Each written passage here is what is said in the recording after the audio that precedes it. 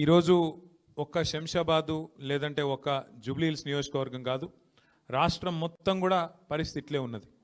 ఇప్పుడే అక్క చెప్పినట్టు ఎప్పుడెప్పుడు ఎలక్షన్లు వస్తాయా, ఎప్పుడెప్పుడు రాష్ట్రానికి పట్టిన ఈ కాంగ్రెస్ అనే చీడను వదిలిద్దామా, ఎంత జల్దీ ఎలక్షన్లు వస్తే అంత జల్దీ ఈ కార్యక్రమం చేద్దామన్న ఆలోచనలో రాష్ట్రంలో ప్రతి ఒక్కరు ఉన్నారు.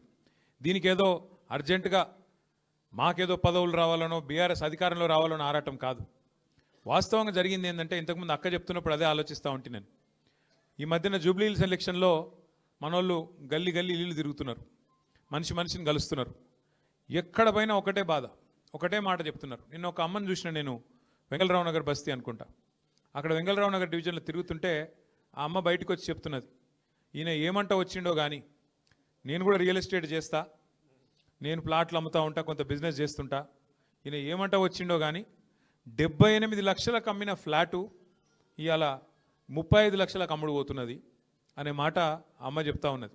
ఈయన వచ్చినాక మొత్తం రియల్ ఎస్టేట్ మొత్తం నాశనం అయినది అని చెప్తా ఉన్నది. ఒక్క హైదరాబాద్ రంగారెడ్డి కాదు ఈ పరిస్థితి. మీకు 2 ఉదాహరణలు చెప్తా నేను మొన్న సిరిసిల్ల పోయినా, అదే పెళ్ళి ఉంటే పోయినా, లగ్గానికి పోయినాక అక్కడ కొద్దిసేపు తినేటప్పుడు మాట్లాడుతున్నాం. మా సిరిసిల్ల పట్టణం అంటుకొని కొంత డెవలప్మెంట్ అయింది, జిల్లా కేంద్రం అయినాక భూముల ధరలు కూడా పెరిగినిండే. మా ఒక రియల్ ఎస్టేట్ చేసే ఒక సోదరుడు వచ్చిండు, వస్తే అడిగిన ఎట్లున్నది అన్న బిజినెస్ ఎట్లున్నది అంటే, అన్న నేను అమ్మతోడు చెప్తున్నా, అబద్ధం చెప్తలేను, ఎలక్షన్ల ముందు 31,000 గజం అమ్మినామన్నా, మన దిక్కులేక బిడ్డ పెన్లు పెట్టుకుంటే 19,000కి అమ్మినా గజము.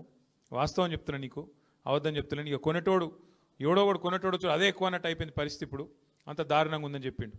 ఆంచెల్లి మళ్ళీ ఎర్రోల శ్రీనివాస్ అని చెప్పి మన SC/ST కమిషన్ మాజీ చైర్మన్, ఆ తమ్ముడు వల్ల నాయన చనిపోతే పరామర్శకు అక్కడ పోయినా. ఆ ఊరు పక్కన సెందులాపూర్ అని ఉంటుంది, గంగపురం పోయినా, గంగపురంకి వెళ్ళి పక్కన సెందులాపూర్ అని ఊరు ఉంటుంది. ఆ సెందులాపూర్ అనే ఊరి కాడ ఆగితే అక్కడ రైతులు వచ్చినారు కొంతమంది. వాళ్ళని అడిగితే ఏం పరిస్థితి ఎట్లున్నది అంటే, ఇక ఈడ ప్రాజెక్ట్ వచ్చింది, నీళ్ళు వచ్చినాయి, వ్యవసాయం అయితే నడుస్తున్నది, నీళ్ళు ఇదివరకు లేకుండా ఇప్పుడు కేసీఆర్ వచ్చినాక నీళ్ళు వచ్చినాయి, కాళేశ్వరం వచ్చింది, నీళ్ళు వచ్చినాయి. కానీ కేసీఆర్ ఉన్నప్పుడేమో 50 లక్షల ఎకరం పోయింది, ఇప్పుడు మొన్న 4 రోజుల కిందట బేరమైంది 21 లక్షల ఎకరం అమ్మినామన్నా.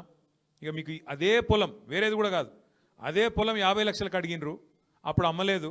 ఇంకా మస్తుగా వస్తుంది, మళ్ళీ కేసీఆర్ వస్తాడు, ఇంకా పెరుగుతుంది అని చెప్పి అనుకున్నాము. ఇప్పుడు చూస్తే 21 లక్షల ఎకరంకి అమ్ముకునే పరిస్థితి వచ్చింది అని అక్కడ చెప్తా ఉన్నారు. అంటే ఒక రంగారెడ్డో, ఒక శంషాబాదో, ఒక జూబ్లీహిల్సో కాదు, రాష్ట్రం మొత్తంలో ఎంత ఆస్తి కరిగిపోయింది ప్రజలది ఆలోచన చేయండి. ఒక్కొక్క మనిషి ఎలక్షన్ల ముందు కేసీఆర్ ఉన్నప్పుడు ఒక 2 ఎకరాలు ఉంటే, నాకేమన్నా అయితే, నాకు దెబ్బనేమన్నా అయ్యి సడన్గా గుండెపోవటం మన్నం మశానం వచ్చి పోయితే నా కుటుంబానికి ఇంత ఆస్తి ఉంది అని ఒక ధీమా ఉంటుండే. ఇవాళ ఏంది పరిస్థితి? ఎంత తగ్గింది ఆ విలువ, ఎంత తగ్గింది ఆ ధీమా? ఎట్లుంటుంది ఒక మనిషికి? ఇప్పుడు ఒక బిడ్డనో కొడుకో ఉంటాడు ప్రతి కుటుంబంలో, ఉంటే ఏమనుకుంటాం, దెబ్బన నాకేమైనా అయితే 4 ఎకరాలు ఉన్నది, అందులో ఒక 2 ఎకరాలు అమ్మితే బిడ్డ పెళ్ళి అవుతుంది, కొడుకు ఏమైనా దందనో అదో ఇదో పెట్టుకునేది ఉంటే కొంత వెళ్తుంది, ఆడికాడి కుటుంబం అయితే ఏం కాదు, సేఫ్ అనే ఫీలింగ్ ఉంటుంది. ఇలా ఉన్నది ఆ పరిస్థితి. ఈ ప్రభుత్వం వచ్చినాక ఏ మనిషి సంతోషంగా ఉన్నాడు నాకు అర్థం కాదు. నేను నిన్న మొన్నటిదాకా చెప్పేది, ఈ ప్రభుత్వం వచ్చినాక ఎవరు సంతోషంగా లేరు, ఒక 3 అక్కలు సంతోషంగా ఉన్నారని చెప్తుంటే నేను. ఎవరు అక్కలు? గీతక్క, సీతక్క, సురేఖక్క అని చెప్పిన. ఇప్పుడు సురేఖక్క కూడా సంతోషంగా లేదట, అదో బాధపడింది. ఇప్పుడు నేను అనుకున్నాం మొన్న గీతక్క, సీతక్క, సురేఖక్క అని చెప్తుంటే, ఇప్పుడు సురేఖక్క కూడా సంతోషంగా లేదని వాళ్ళ బిడ్డనే ఏడ్చుకుంటే చెప్పబట్టే. అంటే ఎందుకు చెప్తున్నా అంటే, ఎవరు సంతోషంగా ఉన్నారు ఈ రాష్ట్రంలో? రైతులు సంతోషంగా ఉన్నారా? వాళ్ళకు బోనస్ వస్తుందా? వాళ్ళకి యూరియా బస్తా దొరుకుతుందా? టైంకు రైతు బంధు పడుతుందా? కరెంట్ ఇస్తుందా చక్కగా? ఏం చక్కదనం ఉన్నది రైతులకు? కేసీఆర్ ఉన్నప్పుడు ఎట్లుండే, ఇప్పుడు ఎట్లున్నది తెలుస్తలేదా? ఎక్కడికక్కడ రైతులు ఊళ్ళల్లో పోయి మొక్క ముంగటిలా గొట్టం పెడితే చాలు తిట్టకుండా తిడుతున్నారు. మహిళలకు చెప్పిండు, నరికిండు, 1,000,000 మందిని కోటీశ్వర్లు చేస్తారంటే సిపాయి. మీరు చూడరు ఇంకా డైలాగులు రోజు చెప్తుండే ఆడిడా. వెనకటికి పిట్టల ద్వారా ఉంటుండే ఒకడు తుపాకీ పట్టుకొని 1,000,000 మందిని కోటీశ్వర్లు చేస్తారంట. నేను ఒక్క మాట, నాకు పెద్ద లెక్కలు రావు, నాకు నేను మిమ్మల్ని అడుగుతున్నాను, ఇక్కడ లెక్కలు వచ్చిన వాళ్ళు బాగుండొచ్చు, ఎందుకంటే మీరు మంచిగా రియల్ ఎస్టేట్ చేస్తారు బాగా, శంషాబాదులు లెక్కలు బాగా వస్తాయి మీకు. 1,000,000 మందిని కోటీశ్వర్లు చేయాలంటే ఎన్ని కోట్లు కావాలి? 1,000,000 కోట్ల?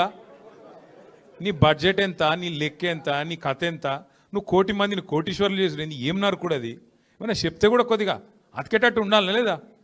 1,000,000 మందిని కోటీశ్వర్లు చేసుడు కాదు, మా మహిళల పుస్తుల తాడు ఎత్తుకపోతే ఈయననే మంచోడు.